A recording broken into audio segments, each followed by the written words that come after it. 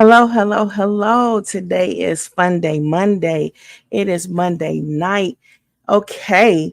And it is what, September 16th, 2024? Oh, let's talk about it. Let's talk about it. A lot has happened since from Monday to Monday since the last show. Let's talk about it. I know I did not talk about 9/11 because got to watch previous episodes. I did talk about 9/11. I just did not talk about it on 9/11. Um for those viewers who might have been watching and like, what is she going to say about 9/11?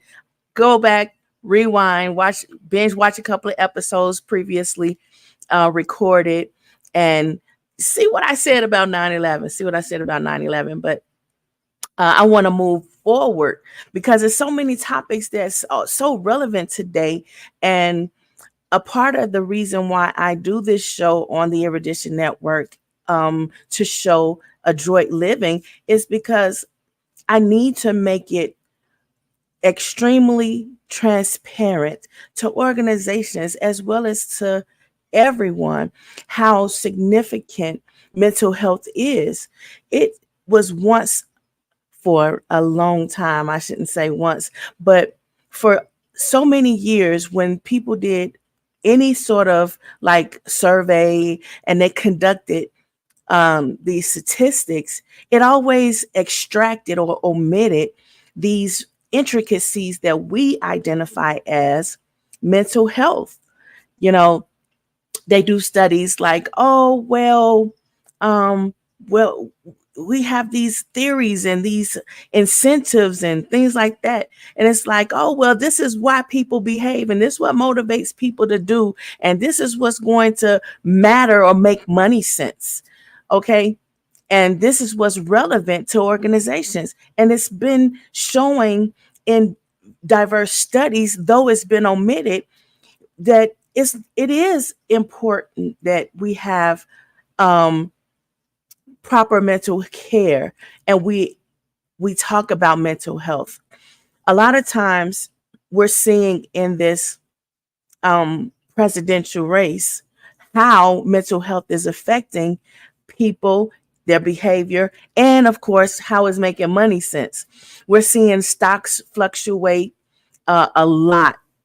And we're talking a lot more about those stocks because younger people are starting to be more involved early in life, how to invest their money and how to make their money grow with very little effort.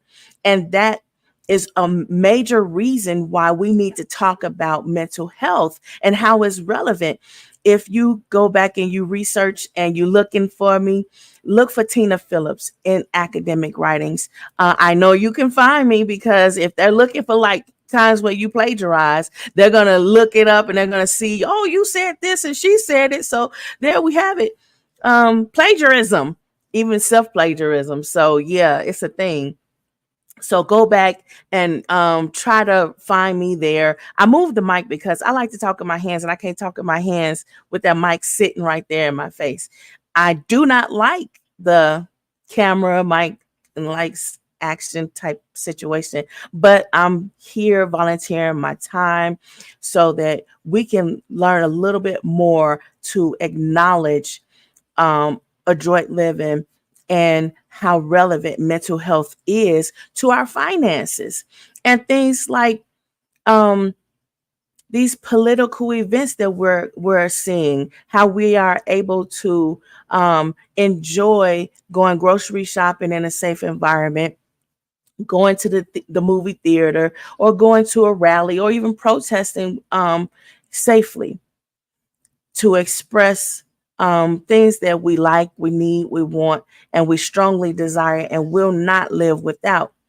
So it is very relevant for us to focus and like really hammer it in. Why is this relevant?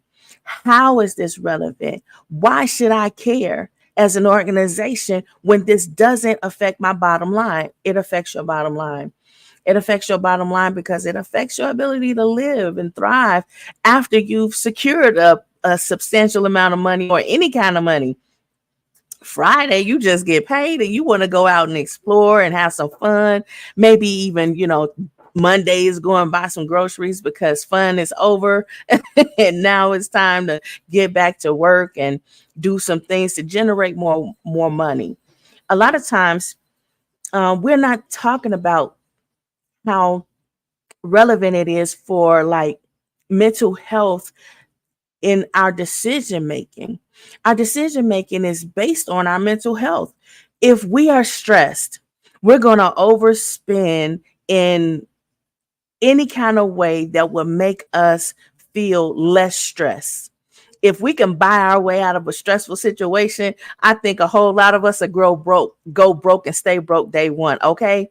So, for example, a lot of people say don't go to the grocery store hungry, because if you go to the grocery store hungry, you're gonna buy some things, a whole lot of things you don't need. You're probably not gonna eat, and you probably won't have what you need when you're finished at the end of that shopping.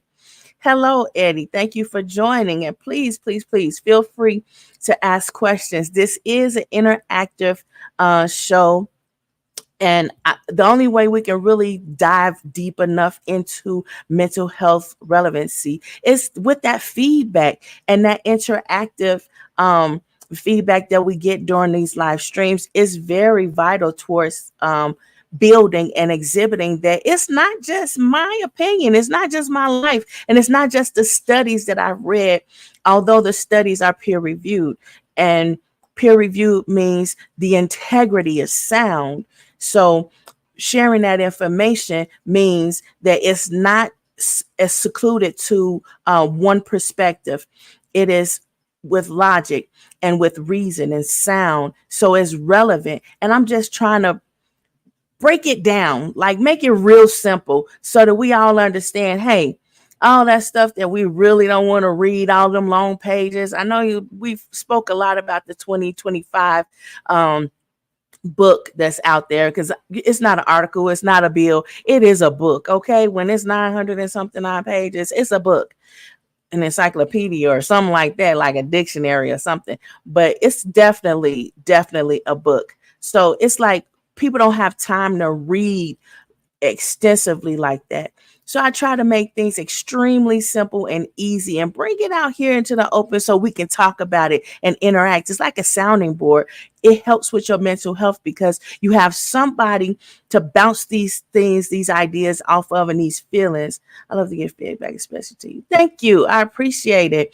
So yes, this is a live interactive stream where we're going to talk a lot about different subjects that has a significant impact on mental health. Now, I don't know if anybody has saw the news lately. Have you been watching the news? I know a lot of people like, I can't even deal with the news. Whoever read it, my book, 3 days read. Yes. And you know what? A lot of times people are reading things and they're like, man, I regret reading that. Man, I regret reading that. That took forever. It was a lot of my time. I can't get back. So let me just do this shameless plug right here. This book will not take you a very long time. You can read it in under a weekend. Under 2 days, it's 123 pages. It gets right to the point, and it helps you with different things and understanding, like the encoding process of how generational wealth and mental health is just the bare minimum, and phenomena. It explains phenomena in just a few pages, and then it talks about education and wisdom and gainful employment, as well as mindfulness and triggers. Now, a lot of times people are like, well, I'm not going to understand that. But the way I wrote it from a psychology standpoint and using my homeschooling techniques that have been successful to bring people from failing, even those with learning disabilities, bring them from failing to setting the bell curve and setting a new standard. Now, I'm not saying I created a few Einsteins out there, but we really was able to use homeschooling as a method to change the way we think of education and knowledge and wisdom, and how we grow our knowledge and wisdom. So I want to talk about some things that I saw on this week. There was this young lady. She she felt compelled to come out and mention who she was because Kamala Harris stated in the presidential debate that young ladies who are having some trouble and complications that men are not um, significantly aware of unless it's their daughter, their girlfriend, their wife, or some woman that they love. They have no idea, and they're disconnected. They're completely, totally disconnected from a lot of the things that women are enduring and going through.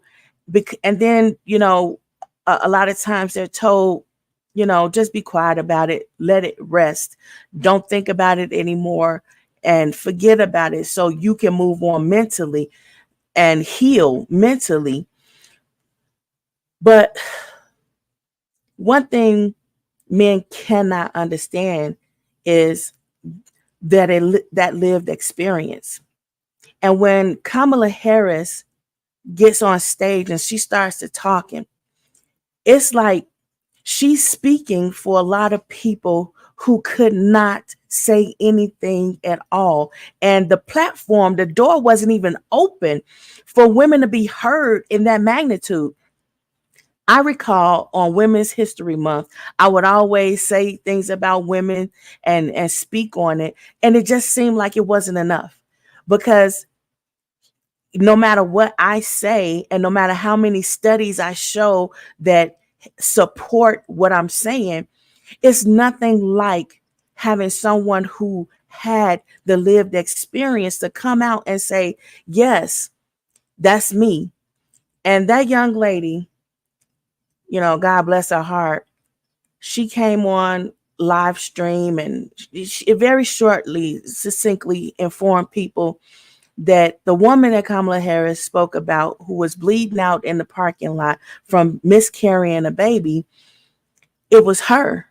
She was one. Now, I don't know if her and Kamala were buddy and she was trying to help that sister through some women's type issues, or if that young lady was saying, I represent one of the very, very many countless women who have the problem Kamala Harris is talking about. VP Kamala Harris is talking about some strong personal issues that those men who love women and want to protect them and keep them from harm and help them thrive, they want those women to be heard. They want those women's perspectives to be known, that it's not some hoax.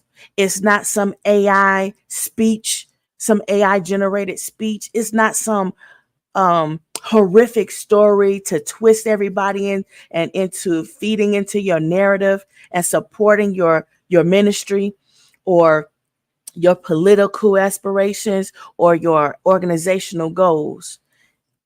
These are real people with serious issues. Now, it's a lot of people. It's an entire community of people who are very flamboyant about what goes on behind closed doors, and that's their prerogative.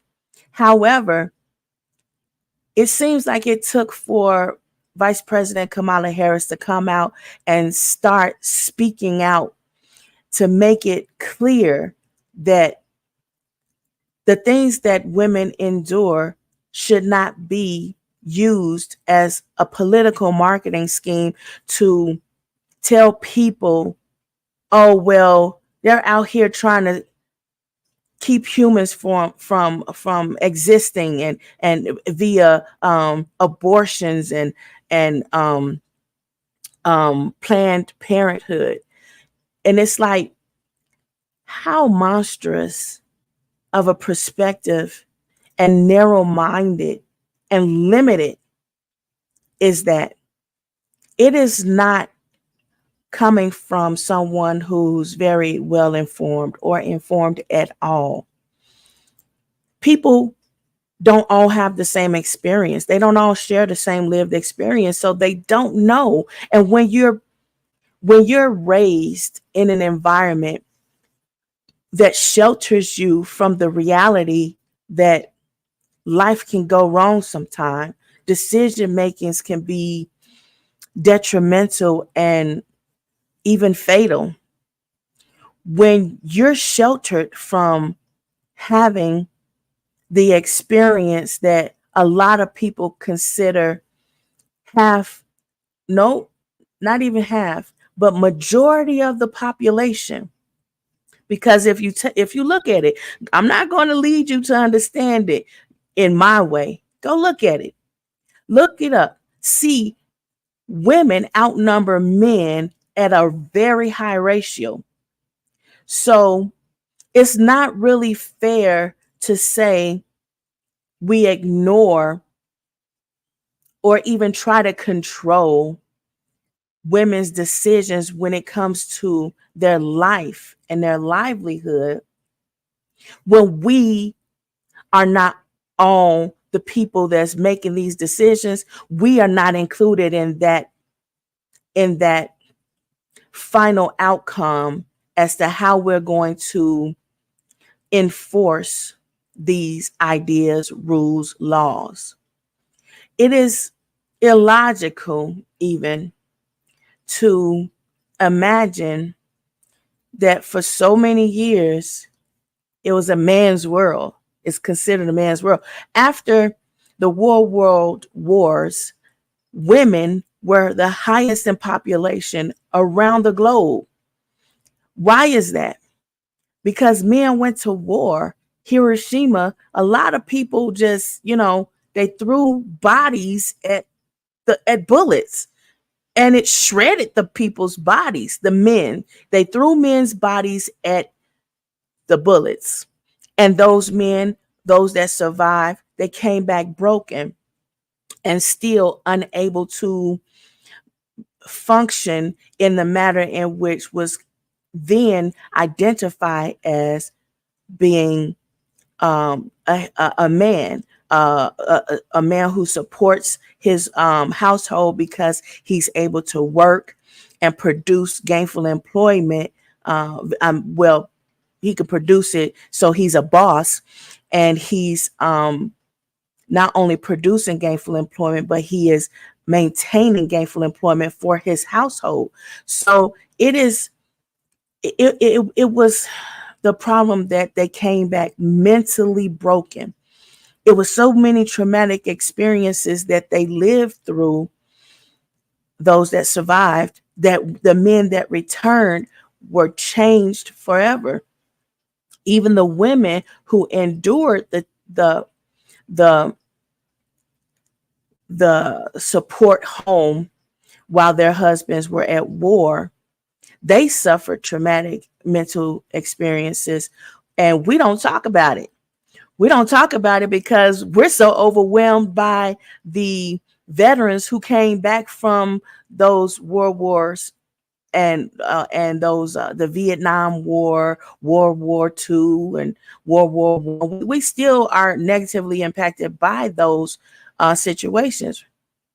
Yes, representation seems like it's always going to be an issue because we we don't seem to promote the desire to have balance the way America really formed and thought, yeah, let's have this balance. Let's create this balance where we have different cultures to come together in one continent and create a civilization where we can all be heard and we can build together and grow together and be stronger together, because they actually started recognizing your numbers and country.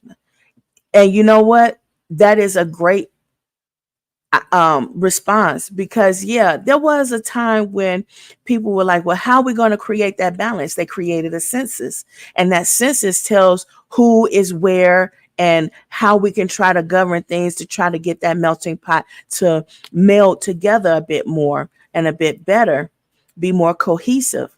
But somewhere along the lines, we got wrapped up in the whole male female situation, and we didn't stop to say, okay, look, it's more women in population than men.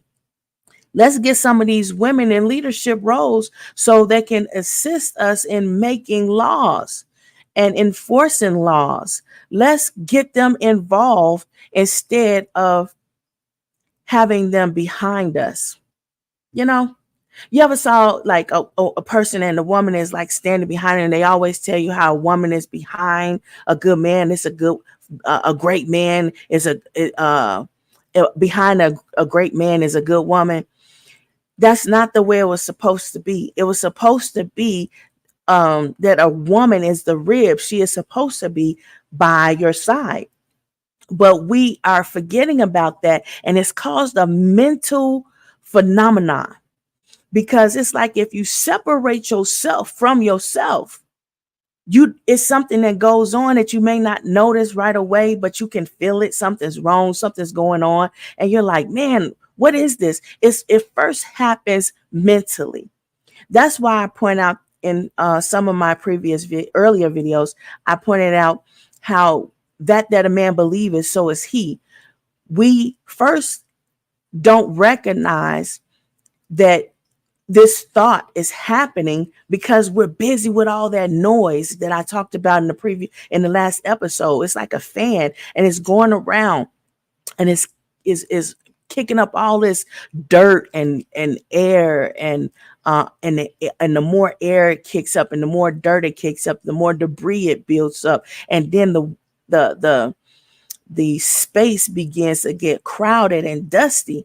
Before we came up with filters for the Havoc system, everybody's home had all the little dust mites flying around, and you'll see a beam of sunlight, and in that beam of sunlight you would see a bunch of like little like fur or like just debris in the air. But now that we have all these air filters, you cannot see all of that noise, all of that filtration, all those distractions. So the positive and negative reinforcement for behavior or actions are more readily seen. So we can see and draw a straighter line, but now we purposely ignore a lot of the things. So we don't necessarily see it as readily as we should now that all the, filtrations have taken place. So that's why I'm happy that we have someone who is speaking out and making it a political correction, because at first the political stance was control women and their ability to live. Let's not kill us off. Let's not kill women off because we're trying to control their decision-making process of whether they should sacrifice themselves or not.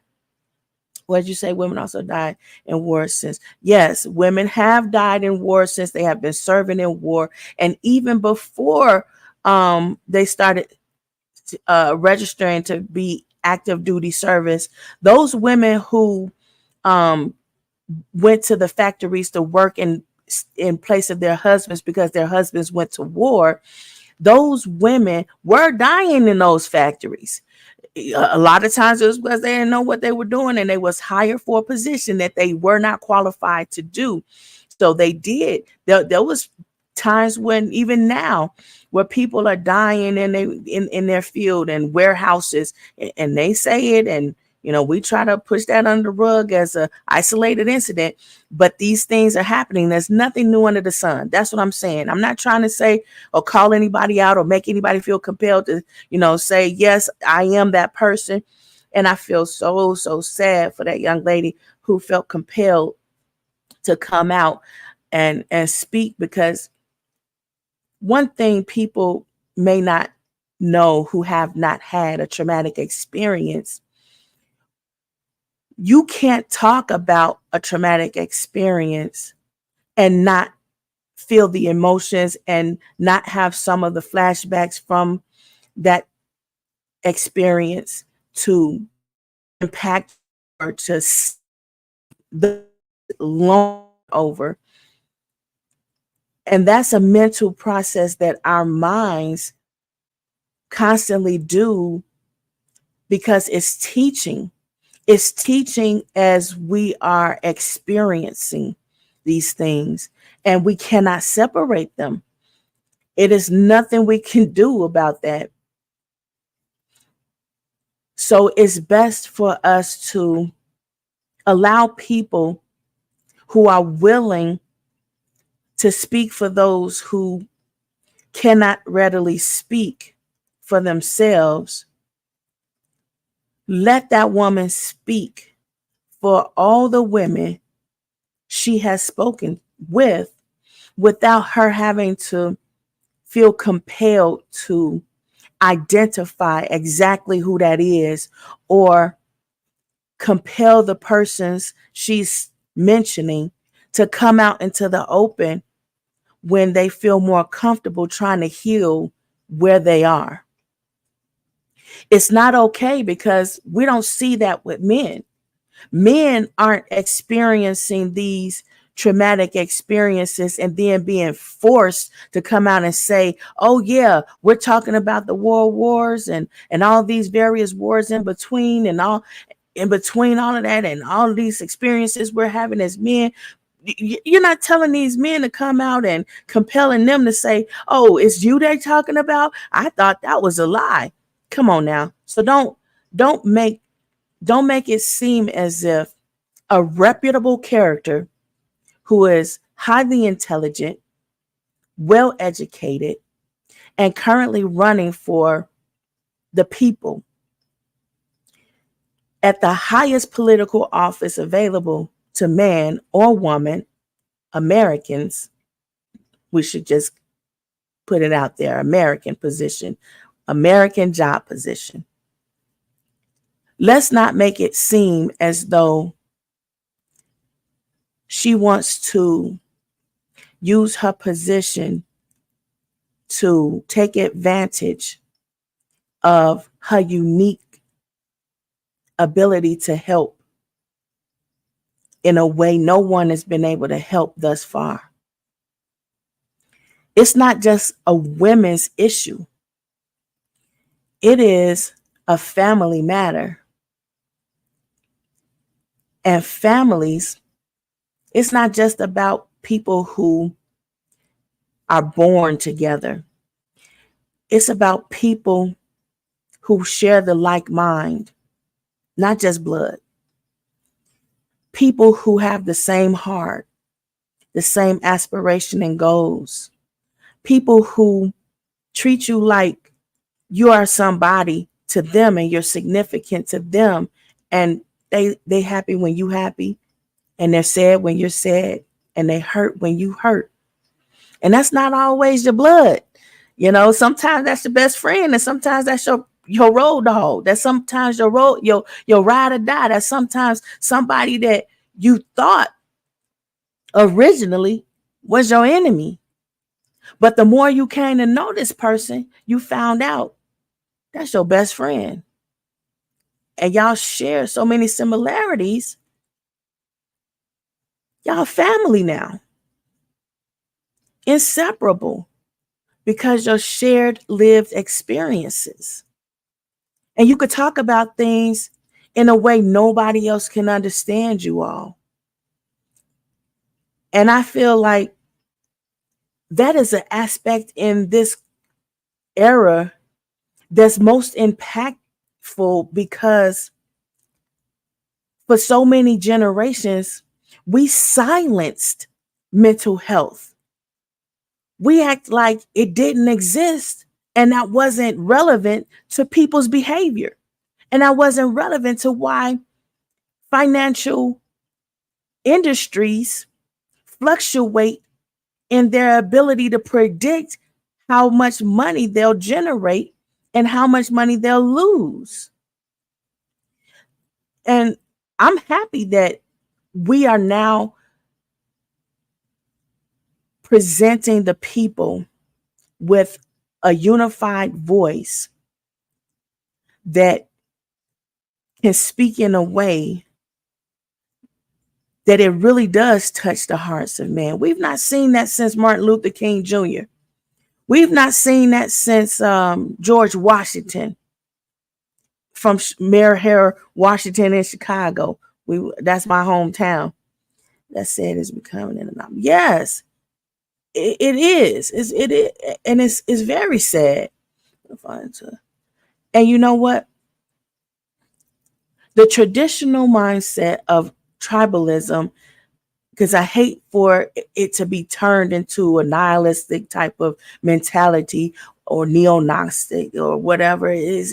It was not originally the tribe or hive mind, was the family mentality that I just spoke about, not the anti love, period. That's the only way I can really explain it, because anything outside of that is hate, and you justify ending a life, and you feel like that was a sound logic. It was only sound to you. But what you did was, in justifying ending that life under whatever guides that you feel like, oh yeah, that's a good reason to do it. You have now justified ending any life. And it's going to resonate with someone exactly what you did. And what you did was, you put logic to your personal desire and you justified it. They're not seeing anything different. They're not seeing the contrived, ideas that you had about why you're doing or why you justify doing. They're not seeing that. They're seeing the hate and the logic for rationalizing your hate. That's why I really love how Vice President Kamala Harris is coming out and she's speaking to the hearts of men in a way we've not seen for so long. And I would love to see that in a presidential American position, because I think it would more readily and finally get America in a position where we can see that melting pot more than we can see that hate and the things that's ending good people prematurely. We don't need to talk about fallacies that support our individual narratives or hive mentality narrative. We need to understand lived experiences. We're struggling to understand that phenomenon. And the reason why a lot of people steer clear of that, because it's phenomenal. They cannot control it. They can try to tell you that they can control it by giving you positive and negative reinforcements for behavior, but they can't, because you won't find that it's enough. And that's where we are now. We're showing the world it's not enough. It's not enough. You can't give me enough gainful employment. You can't give me enough money to pay for the fact that I'm not farming and now we're short on food, or the prices in the grocery stores are too high, and the sales in the stores on everything else, such as clothing, which is secondary if you're dying of hunger. But we're trying to act like it's also impacting that, when it's not impacting that. It's just a matter of the fact we can't afford food. So the money that would have been spent for other things is being absorbed into the food cost. You understand?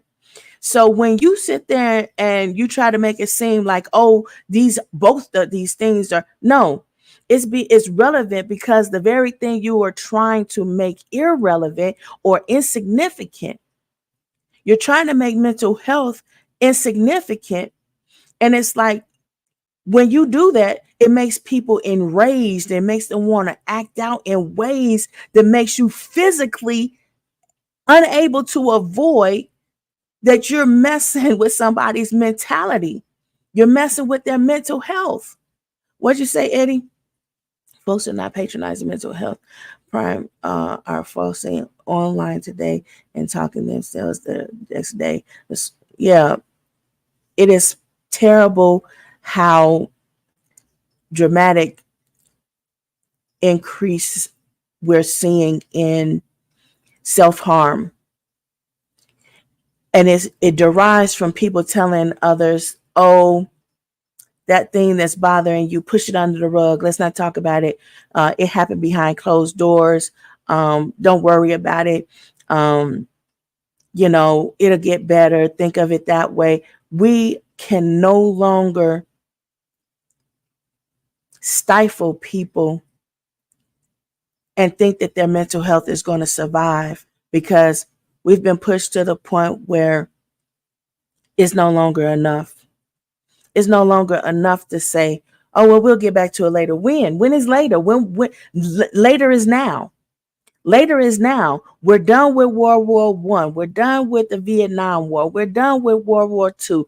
We're at a place now where we're still waiting for you to get back to the very first thing we mentioned was a problem. Our mental health.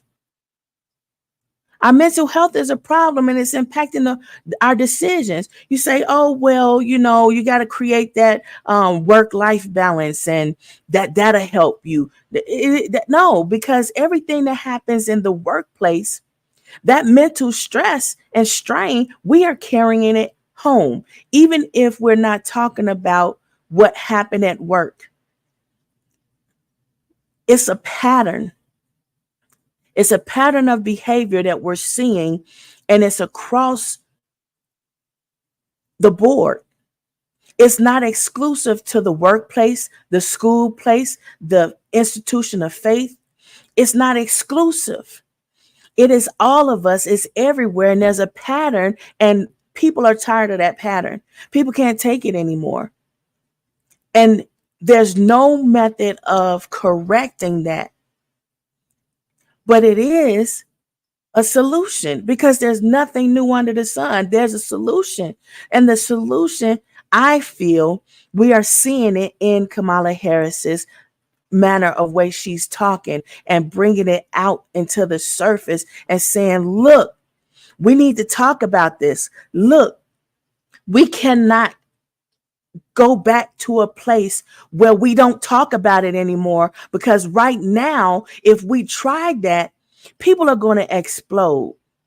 They're going to explode and implode, and it's going to keep on going into ways that we cannot control. For example, let's look back. Let's look back onto how we have seen PhD students go postal. Now, where do we get the word postal from? We got it from someone being at the post office, being an employee, and being under a great deal of mental stress and strain. And they snapped and start doing some harm, physical, fatal harm. And now that's the norm for everywhere. And just because you're somewhere you don't feel like that's your workplace, it's somebody's workplace. It's somebody's workplace. Somebody's working there. Whether it's a clergyman in the institution of faith, whether it's a principal at a school or institution of learning, whether it's an organization and it's a CEO or president, whatever. Even if it's the grocery store, somebody works there. Somebody is working there. That's someone's job. You have people who work in construction. They're working outside with heavy machinery. You have people who, truck drivers, that's somebody's workplace, the road. You have people who work as a gardener. That's somebody's workplace. The lawn, the landscape. Everywhere is someone's workplace. And all of those workplaces, people are struggling with mental health. It may be something that's going on traumatic back home. A man can't take care of his wife, and he asked her to get pregnant, and she's pregnant, and she's struggling to carry the baby. Yeah, a moment ago, it was, to have a baby, take money. It takes health care, insurance, and then insurance is playing with your money and your health care. And you playing with people's mental health too much with everything. And they have currently said enough's enough because you're playing with people's heart. It's matters of the heart. And they're like, nope, I'm drawing the line. I'm drawing the line right here.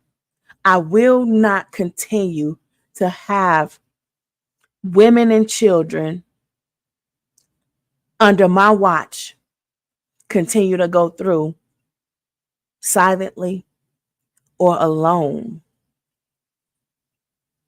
or unnecessarily. And let's face it, a lot of the things that we're talking about these days are by choice and force. For example, the young lady who people really only talk about her lived experience, the way she vocalizes it, where she says that her father molested her and she had to have a baby by her father because she became pregnant. And I don't know if it was forced or if it was the laws at the times or what the reason was. Maybe she felt like she could not end a life just because her negative experiences. But what we don't talk about is her mental health, and we don't let her talk about it. And she came out and told everybody who she was after she was an adult and her father's behind closed doors. Maybe she prayed for a positive relationship with her father. Maybe she still loved her father. Maybe mentally she can't get over the fact that she loves her father, but her father did a bad thing, did a harmful thing, and she hates him for that. But there's this thing that innate in us. We want to love our parents, but we hate our parents for the things that they do, the harm they cause us. And that mental conflict back and forth, that's something that we all deal with, even if it's in a different pattern, even if it's in a different scenario or situation.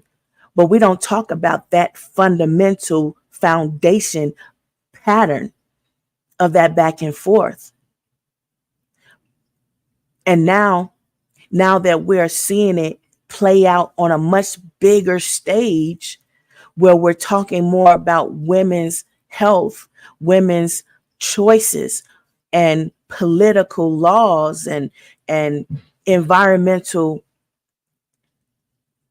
I don't know, just environmental subjects as how it's relevant to women and repopulation of these environments.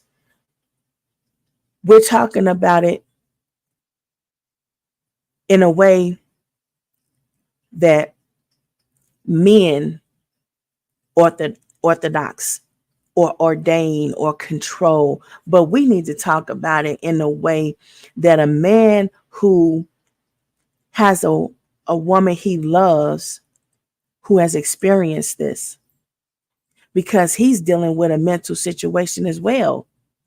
He's probably feeling, some type of way about these young ladies who have come forward, like the young lady who spoke about her father and her child. It's probably a guy out there is like, man, I'll be your dad and I will not take advantage of you. And you can love me as though you would love your father, if that's what you desire still. Or maybe you don't want to love men at all. Or maybe you just want to be heard and not have nobody to jump to any conclusion about anything or tell you anything about how you should feel or judge you for whatever it is you say that you feel, because it's your personal lived experience. I like the way Kamala Harris has people that she's spoken to and asked if they were okay. I like to hear their testimonies of their experience, because they never said that she tried to solve their problem. She listened to them. She heard them out. That helps in such a way. It's phenomenal. You can't control the way it's going to help any individual across the board, but it helps in such a way that it really does push her forward as the type of leadership we really need as Americans to see in order to heal mentally in America and then abroad. We're often talking about, how you should help this person, help that person. We need to realize by correcting and helping and healing our own mental health, first acknowledging it, accepting it, embracing it. Yup, hurts like a monster, hurts like something you could never, ever explain. Even if you was to talk for the rest of your days, you could never explain your pain. Even if somebody experienced something similar and they were in the same environment you were when the traumatic experience occurred. No one can explain your feelings and how you felt. For example, when you go to school and there's a lockdown, whether it's because there is an active shooter or a bomb threat or a predator on the campus or in the campus, you can't explain to anyone else how you felt in that moment because that was your personal experience. You have a different life. You have a different ambition, different goals from the person next to you. It's not to say that your experience outweighs theirs and more significant than theirs. It's to say it's such a phenomenal thing and it's going to change you phenomenally. Each individually is going to impact you and change you in a way you can't explain to anyone else. And it's okay. It's got to be okay. It's got to be okay because there's nothing you can do to change it. It's nothing anybody can do to change it, improve it, or nothing, but they can hear you out.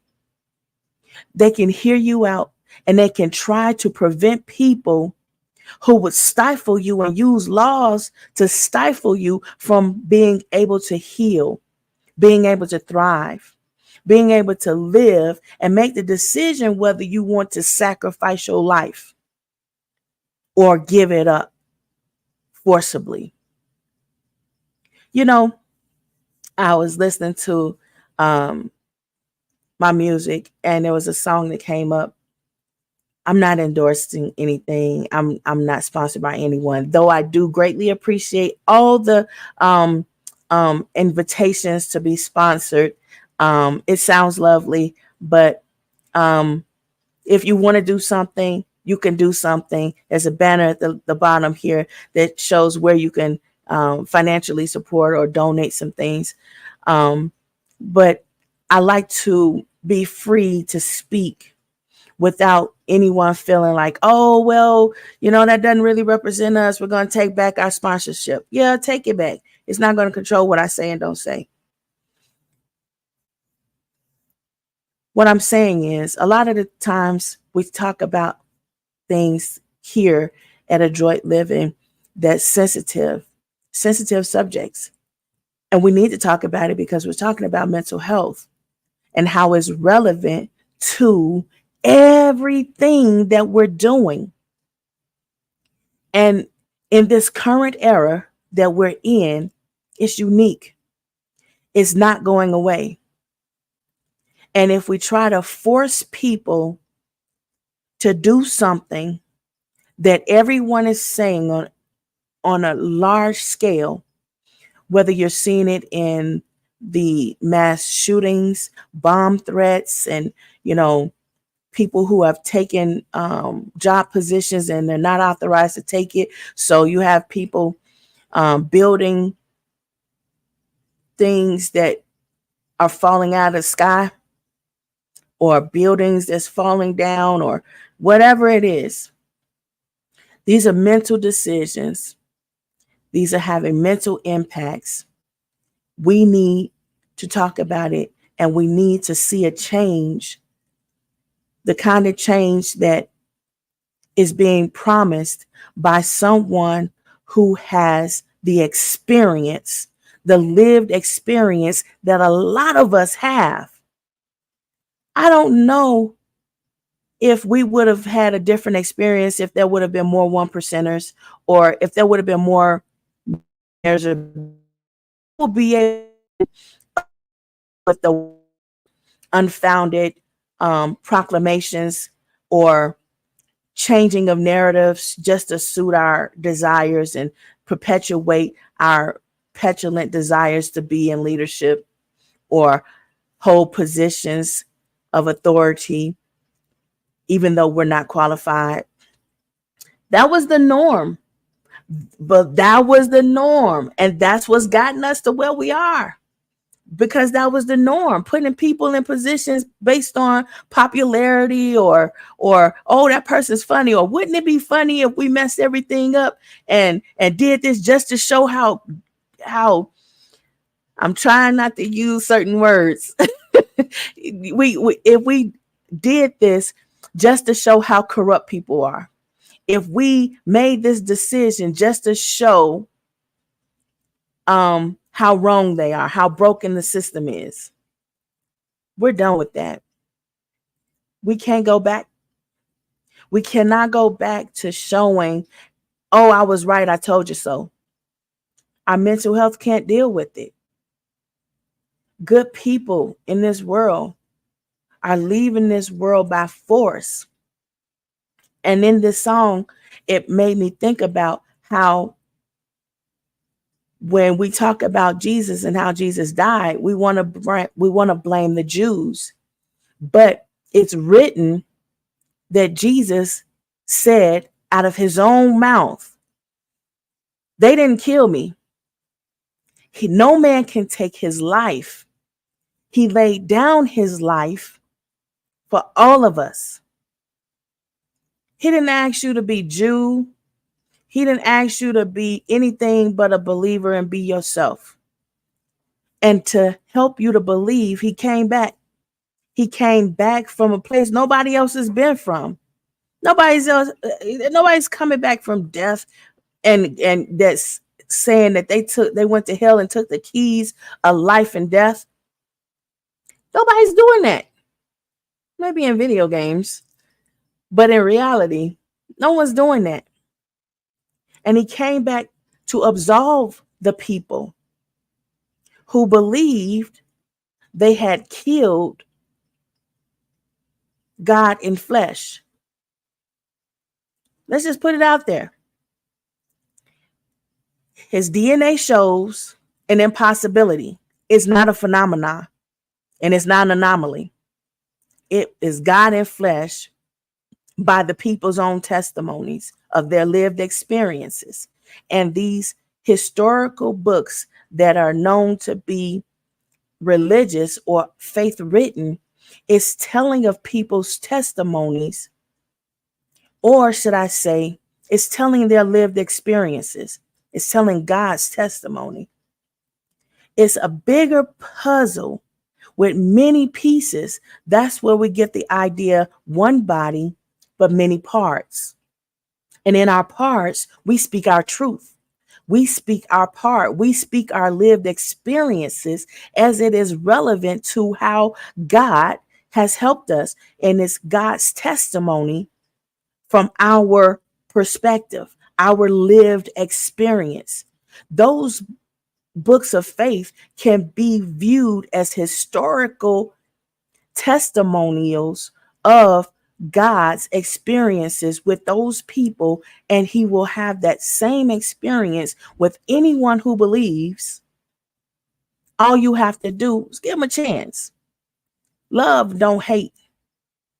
Okay, back to head. Step away for a moment. Okay, congratulations. Welcome back. But the thing about it is, we're all in a place where we're like, we've done that. We've been there. We're not going back to that. We were at a place where we didn't talk about your mental health and well-being, how this decision impacted your mental health, but we couldn't talk about it. It was taboo to talk about it. Now, a lot of things that were taboo once before are no longer taboo. Jesus didn't make a whole lot of man-made taboo, like leprosy, like whores, like murder and murderers, like infidelity. Uh, just read that book. It's really controversial, and it's like, man, all that's in there, yeah. And how God got Joseph, Jesus, and God sitting there having a conversation in front of some believers who some can hear a little bit of something, and some couldn't hear anything at all. And they sitting back and forth, laughing. God laughs. Imagine that. Read the book for yourself. Yeah, they have many versions of it now. I wouldn't read all the versions. I'm just saying, I would study to show myself approved by reading, just praying and trying to figure out which way to go, which way is your path. Some people read the Quran. Some people read the King James version of the Bible. Some or the new King James version. Some people read study Bibles or study books of the Quran or the Apocrypha. Some people study Confucianism, um, uh, uh, all Hinduism, all kinds of things. I would strongly suggest you study everything of faith in God. Why? Because I just told you it's a big picture and it's one body but many parts.